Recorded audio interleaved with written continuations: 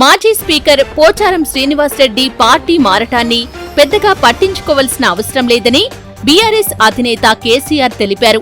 సిద్దిపేట జిల్లా Erravalli farm house లో కేసీఆర్ తో బీఆర్ఎస్ ఎమ్మెల్యేలు హరీష్ రావు, వేముల ప్రశాంత్ రెడ్డి, కేపీ వివేకానంద గౌడ్, మాగంటి గోపీనాథ్, ముఠా గోపాల్, మాధవరం కృష్ణారావు, అరికిపూడి గాంధీ, ప్రకాష్ గౌడ్, ఎమ్మెల్సీలు షేరి సుభాష్ రెడ్డి, దండి విఠల్, మాజీ ఎమ్మెల్యేలు జోగు రామన్న, నాయకులు క్యామ మల్లేష్, రావుల శ్రీధర్ రెడ్డి మర్యాదపూర్వకంగా భేటీ అయ్యారు.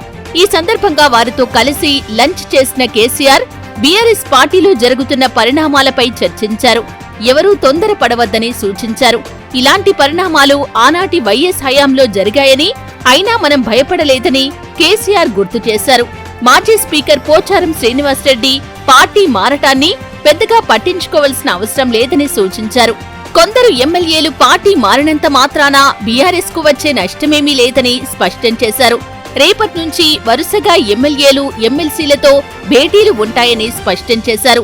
ప్రజలకు ఇచ్చిన హామీలను అమలు చేయటంలో రేవంత్ రెడ్డి విఫలమయ్యారని ఆరోపించారు. రాష్ట్రంలో లా అండ్ ఆర్డర్ పూర్తిగా దెబ్బతిన్నదని అన్నారు. భవిష్యత్తులో మనకు మంచి రోజులు వస్తాయని తెలిపారు. అనంతరం వ్యవసాయ క్షేత్రానికి వచ్చిన నాయకులు, కార్యకర్తలతో ఆప్యాయంగా పలకరించి ఒక్కొక్కరికి ఛాయాచిత్రాలకు అవకాశం కల్పించారు. అలాగే మాజీ మంత్రులు కేటీఆర్, హరీష్ రావు కూడా అందరినీ ఆప్యాయంగా పలకరించారు.